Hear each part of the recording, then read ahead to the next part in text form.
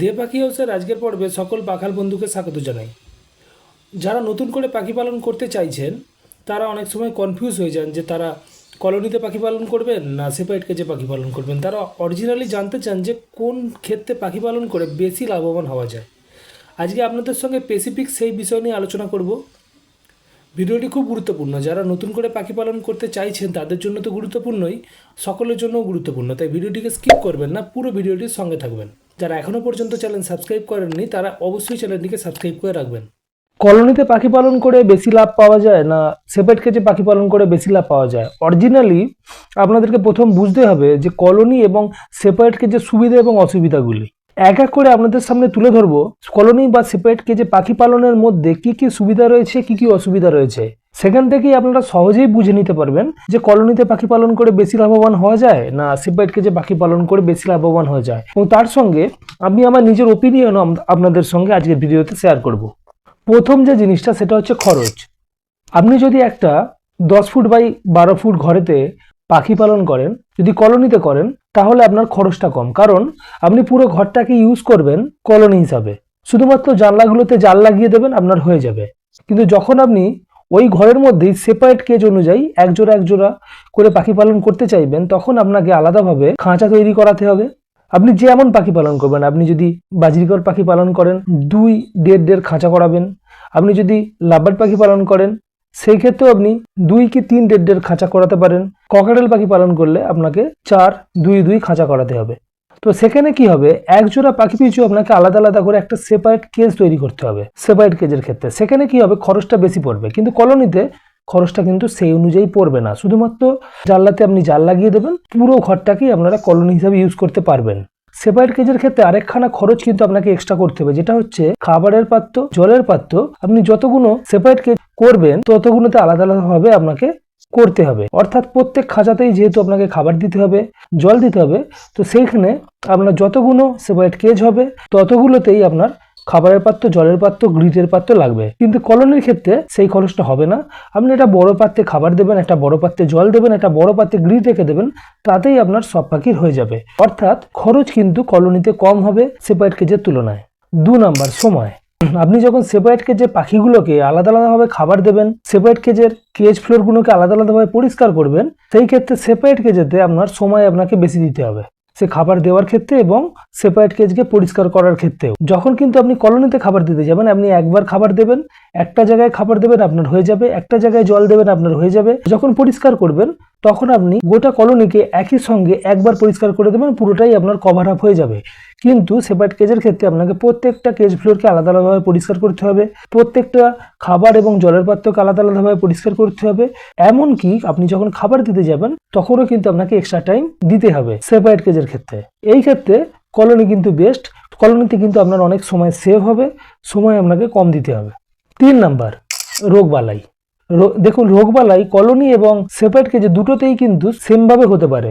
এমন নয় যে কলোনিতে বেশি রোগ হবে সেপারেট কেজে কম রোগ হবে, সেরকম বিষয়টা নয়। কিন্তু কলোনিতে যেটা হবে, রোগবালাই তাড়াতাড়ি ছড়িয়ে পড়বে, সেপারেট কেজেতে কিন্তু রোগবালাই তাড়াতাড়ি ছড়িয়ে পড়বে না। এই ক্ষেত্রে কলোনি এবং সেপারেট কেজ সেম, শুধুমাত্র সেপারেট কেজে একটা বড় সমস্যা রয়েছে। সেপারেট কেজে যেহেতু আমরা পাখি পালন করব, সেখানে কি হবে, পাখি এটা কম জায়গা পাবে, বেশি ওড়াউড়ি করতে পারবে না। ফলে কি হবে, সেপারেট কেজের পাখিদের বেশি ফ্যাট হয়। কিন্তু কলোনিতে যারা পাখি পালন করেন তাদের কিন্তু এই ফ্যাটের সমস্যা বা চর্বির সমস্যা কিন্তু পাখিদের হয় না বললেই চলে। এই ক্ষেত্রে কিন্তু বেনিফিট রয়েছে কলোনিতেই। কিন্তু রোগবালাই যে কলোনিতে বেশি হবে সেপারেট কেজে বেশি হবে, বিষয়টা কিন্তু সেটা নয়। 4 নাম্বার যেটা, সেটা হচ্ছে রোগ নির্ণয়। সেপারেট কেজে যেহেতু এক জোড়া করে পাখি থাকবে, সেইখানেতে আপনি সহজেই রোগ নির্ণয় করতে পারবেন। কোনো পাখি যদি অসুস্থ হয় আপনার চোখে তাড়াতাড়ি পড়বে, আপনি সহজেই সেটাকে শনাক্ত করতে পারবেন। কিন্তু যখন আপনার কলোনিতে কোনো পাখি অসুস্থ হবে, সেই ক্ষেত্রে কিন্তু শনাক্ত করা একটু টাফ, কারণ অতগুলো পাখির মধ্যে আপনার কাছে যদি একই সঙ্গে একটা ঘরের ভেতরে 25 জোড়া কি 30 জোড়া পাখি থাকে, সেখান থেকে অসুস্থ পাখিকে শনাক্ত করে বের করা, খুঁজে পাওয়া বা লক্ষ্য করা কষ্টসাধ্য ব্যাপার। সেই ক্ষেত্রে আমি আপনাদেরকে যেটা বলবো, কলোনিতে যেহেতু পাখি পালন করছেন, একটু বেশি সময় আপনাকে পাখিকে নোটিস করবার জন্য দিতে হবে, তাহলে আপনি সহজে এই জিনিসটাকে ওভারকাম করতে পারবেন, সহজেই পাখি রোগে আক্রান্ত হলে আপনি শনাক্ত করতে পারবেন। কিন্তু এই ক্ষেত্রে কিন্তু সেপারেট কেজকেই প্রথমে রাখবো। সেপারেট কেজ কিন্তু এই ক্ষেত্রে বেস্ট। 5 নাম্বার যেটা হচ্ছে রোগের বিস্তার। সেপারেট কেজে যেহেতু দুখানা পাখি থাকে, তো রোগ যদি ছড়িয়ে পড়ার ব্যাপার হয়, যেহেতু একজোড়া পাখি থাকে, তাহলে একখানা পাখি আক্রান্ত হলে আরেকখানা পাখি আক্রান্ত হওয়ার চান্সেস বেশি। পুরো আপনার সেটআপে সব পাখিকে ছড়িয়ে যাওয়ার চান্সেস অনেকটাই কম। কিন্তু যখন আপনি কলোনিতে পাখি পালন করবেন, একটা পাখি যদি দীর্ঘদিন ধরে অসুস্থ থাকে, আপনি শনাক্ত না করতে পারেন, আপনার পুরো কলোনিতে সেই রোগটি ছড়িয়ে পড়তে পারে।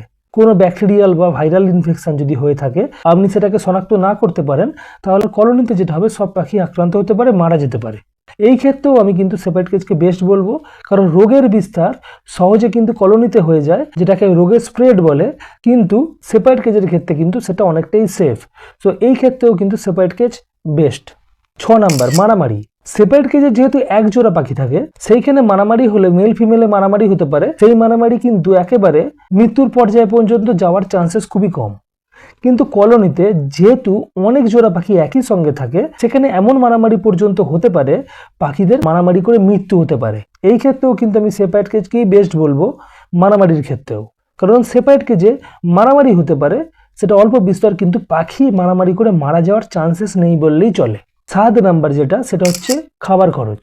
সেপারেট কেজে খাবার অপচয় বেশি হয়, সেই ক্ষেত্রে খাবার খরচ কিন্তু সেই সেপারেট কেজেই বেশি। কারণ আপনি কোনো পাখিকে খাবার দিলেন, সেই পাখি খেলো না, অন্য পাখি খেলো, তো এইভাবে কি হয়, অনেকটা খাবার অপচয় হয়। কিন্তু কলোনিতে যখন আপনি খাবার দেবেন, তখন খাবার সংগ্রহের আগ্রহ পাখির এত বেশি থাকে, সেই ক্ষেত্রে কিন্তু খাবার অপচয় হয় না। কোনো পাখি কম খেলে, কোনো পাখি বেশি খেয়ে পুরো খাবার কিন্তু শেষ হয়ে যায়। খাবার অপচয় কিন্তু কলোনিতে কম হয়, সেই ক্ষেত্রে খাবার খরচ কলোনিতে কম।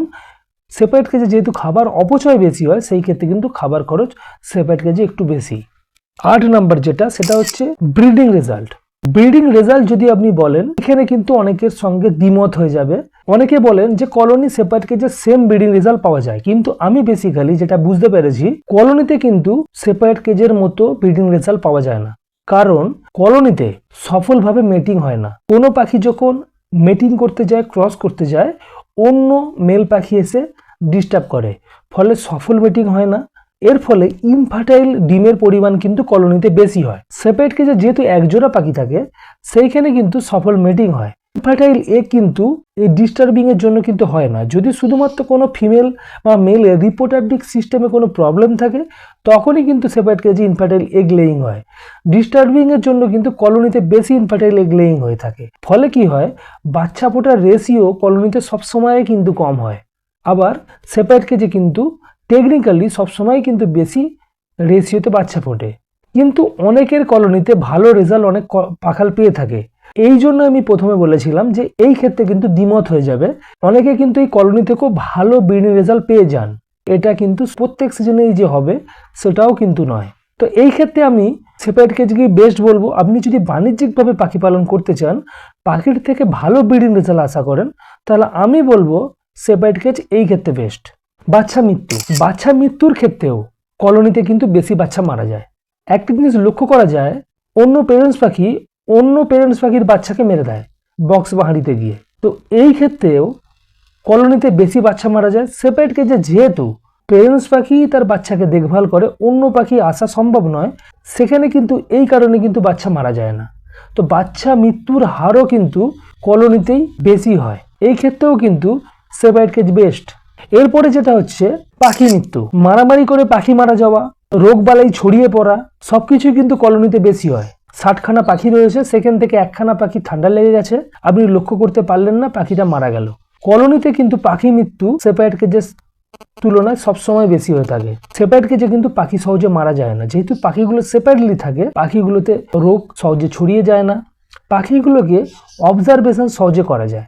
তো এই ক্ষেত্রেও আমি সেপারেট কেজকেই বেস্ট বলবো।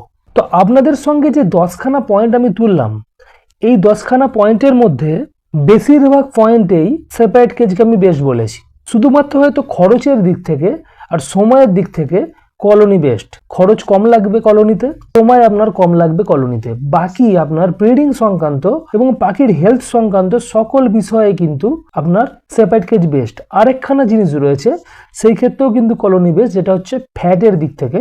কলোনিতে পাখির ফ্যাট হয় না সহজে, সেপারেট কেজে কিন্তু সহজে পাখির ফ্যাট হয়ে যায়। আমি আমার ওপিনিয়ন থেকে আপনাদেরকে বলবো সেপারেট কেজ বাণিজ্যিকভাবে পাখি পালন ক্ষেত্রে বেস্ট, সেটা বাজরিগর পাখি হোক, লাভবার্ড পাখি হোক, ককরেল পাখি হোক। আরও কয়েকটা জিনিস আপনাদেরকে বলে দিই, সেপারেট কেজেতে পাখির যত্ন খুব ভালোভাবে নেওয়া যায়। কোনো পাখির যদি কোনো ইস্যু থাকে, আপনি দুটো পাখিকে একসঙ্গে ডেকে সেই ইস্যুটাকে ঠিক করতে পারবেন। কলোনির ক্ষেত্রে কিন্তু আপনি সেই জিনিসটা ধরতেই পারবেন না।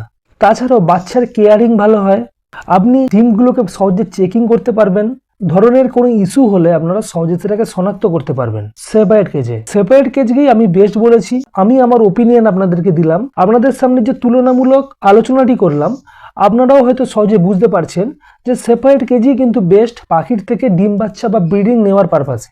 আপনি যদি শখের বসে বা আপনার যদি সময় কম থাকে, আপনার যদি খরচ কমানোর ইচ্ছা হয়, তাহলে আপনি কলোনির দিকে যেতে পারেন। আপনার দেখভাল করার লোক নেই, আপনার অতটা সময় আপনি দিতে পারবেন না, সেই ক্ষেত্রে আপনি কলোনি করতে পারেন। কিন্তু সেখানেও কিন্তু একটা বড় সমস্যা রয়েছে, কলোনিকে পাখিকে যদি আপনারা রেগুলার একটা অবজারভেশনে না রাখেন, তাহলে আপনার কলোনির মধ্যে সহজেই কিন্তু রোগের বিস্তার হয়ে পুরো রোগ ছড়িয়ে গিয়ে সব পাখি মারা যেতে পারে।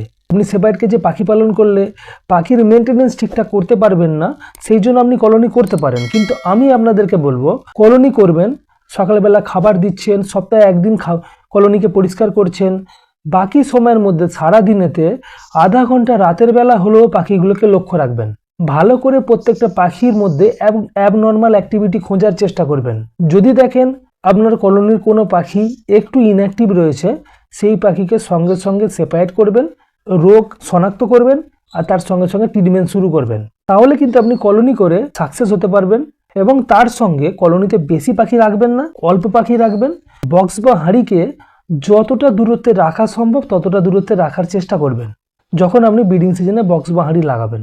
কলোনিতে যখন পাখি ছাড়বেন একই সঙ্গে একই এজের পাখিকে ছাড়ার চেষ্টা করবেন। আজকে দুজোড়া ছাড়লেন, কালকে দুজোড়া ছাড়লেন, আবার 2 মাস পরে দুজোড়া ছাড়লেন, এইভাবে আপনার কলোনিতে পাখি সেট আপ করবেন না। কলোনিতে কিভাবে পাখি পালন করে সফলতা পাওয়া যায় সেই নিয়ে যদি আপনাদের ভিডিও লাগে কমেন্ট করবেন, অবশ্যই এই নিয়ে একেবারে স্পেসিফিক একটা ভিডিও আমি বানিয়ে দেব। তো আশা রাখা যায় আজকের তুলনামূলক আলোচনা থেকে আপনারা ভালোভাবেই বুঝতে পেরেছেন যে কলোনি আর সেপারেট কেজের মধ্যে কোন পদ্ধতিতে পাখি পালন করে বেশি লাভবান হওয়া সম্ভব বা কোন ক্ষেত্রে পাখি পালন করে ভালো ব্রিডিং রেজাল্ট পাওয়া সম্ভব। আমি আমার ওপিনিয়ন দিলাম, আপনারাও তুলনামূলক আলোচনা থেকে আশা রাখা যায় একটা স্পষ্ট বার্তা পেয়েছেন।